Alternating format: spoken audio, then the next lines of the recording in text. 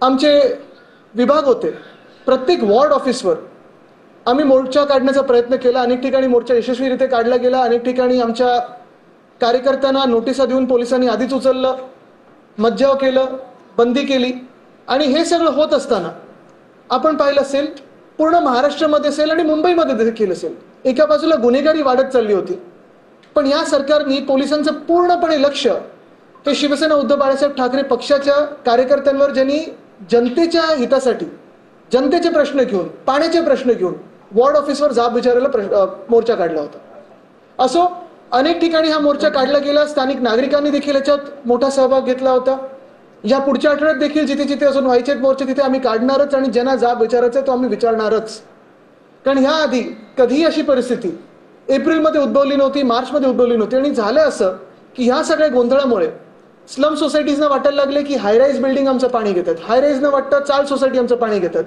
आणि सामाजिक वाद जो कधी मुंबईच्या रहिवाशांमध्ये नव्हता हा वाढायला लागलेला.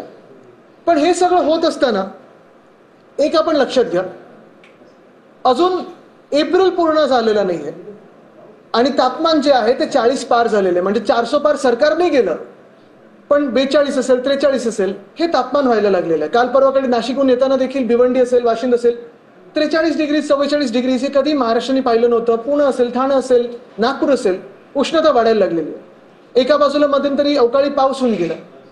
वातावरणीय बदल काय आहे हे आपण डोळ्यादेखत पाहत आहोत, आपण अनुभवत आहोत. तरी देखील काल स्टेट वाईल्ड लाईफ बोर्ड याच्या बैठकीत मुख्यमंत्री महोदयांनी अनेक असे प्रस्ताव मंजूर केलेले आहेत, मान्य केलेले आहेत, ज्याच्यात लाखो झाडांची कत्तल आपल्या महाराष्ट्रात होणार आहे. कदाचित पर्यावरणाचा विषय घेतल्यानंतर आपल्या काही लोकांना कंटाळा येईल, काही चॅनल्स बंद करतील, काही चॅनल्स दाखवतील. पण मी एवढ्यासाठी तुम्हाला सांगतोय, कारण इतर वेळी ज्या आपण गोष्टी दाखवत असतो, मग कधी शेतात अवकाळी पाऊस असेल, गारपीट असेल, कधी शहरांमध्ये होणारी उष्णता असेल, हीट स्ट्रोकनी लोक जाणारी असतील किंवा अजून काही दुष्परिणाम होणारे असतील, हे सगळं एकाच कारणामुळे होत आहे, ते म्हणजे क्लायमेट चेंज, वातावरणीय बदल, पर्यावरण. आणि कालच्या स्टेट वाईल्ड लाईफ बोर्डच्या बैठकीत अनेक असे प्रस्ताव आणले ज्याच्यात फटाफट झाडांची ही कत्तल आता होणार आहे. खरं तर गेल्या 2-2.5 वर्षामध्ये एशियनशी सरकारनी किंवा त्यांच्या जे काही घटनाबाह्य सरकार होतं त्यांचा गट जो होता त्यांनी मुंबई असेल, पुणे असेल, ठाणे असेल, अनेक ठिकाणी कितीतरी झाडांची कत्तल केली आहे. ह्याचा आता कुठेही मोजमाप लागणार नाही. पण तरी देखील कालच्या बैठकीमधले जर 2-4 तुम्हाला गोष्टी सांगायच्या असतील तर गारगाईचा प्रस्ताव, 5 लाख झाडांची कत्तल का, तर धरण बांधायचे मुंबईला 450 MLD पाणी आणायचं म्हणून. म्हणजे तुम्ही गंमत बघा, ज्या कारणामुळे तिथे पाऊस पडतो तेच कारण नष्ट करून टाकायचं. जंगल आहे, पर्यावरण आहे, वातावरणीय बदल आपण पाहतोय तेच नष्ट करून टाकायचं. मुंबईची मॉन्सून डिपेंडन्सी वाढवायची आणि 5 लाख झाडांची कत्तल करून धरण बांधायचं. कशासाठी?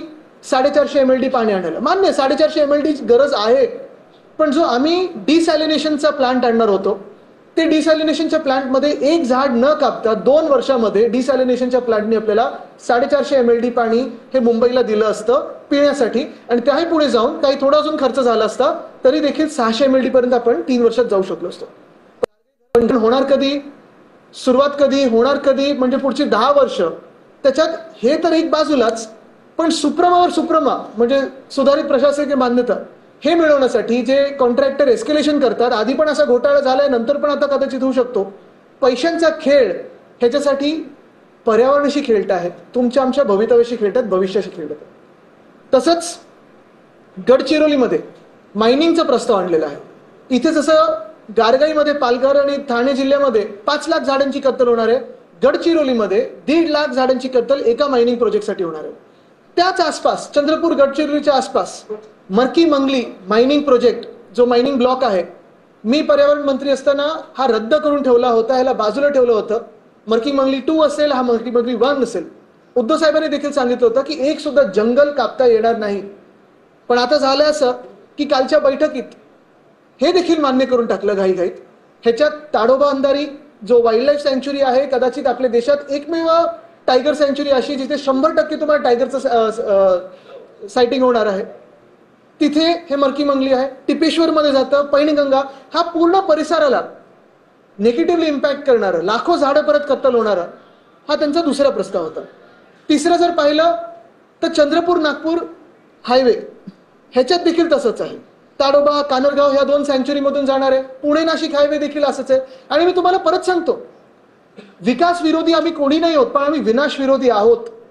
कारण ह्याच्यातून आपल्या महाराष्ट्राचा विनाश होतोय. आणि तुम्हाला एक सांगतो, कदाचित भाजपने असं ठरवून टाकावं आता की महाराष्ट्राचं वाळवंट करून टाकू आम्ही, म्हणजे झाडांसाठी कोणी लढणारे राहणारच नाहीत आणि भविष्यात बाकी काय कोणाला जगायला मिळणारच नाही. कारण कॉन्ट्रॅक्टर्स मजा करून बाकी जसं ह्या भाजपच्या नेत्यांची मुलं दुबई असेल, युके असेल, US असेल, इथे जाऊन स्ट्राईक झालेले आहेत, तसे हे पळापळ करतील आणि बाहेर जातील. भोगणार आहोत ह्याचे दुष्परिणाम ते तुम्ही आम्ही इकडची स्थानिक जनता भोगणार आहोत. अजून 2 विषय तसेच आहेत. म्हणजे मागच्या आठवड्यात आपल्याला धक्का बसणारी गोष्ट म्हणजे जो कोस्टल रोडचं एक्सटेन्शन होतं नॉर्थ बाउंड, 60,000 झाडांची कत्तल त्या परिसरात वसई विरारच्या आसपास.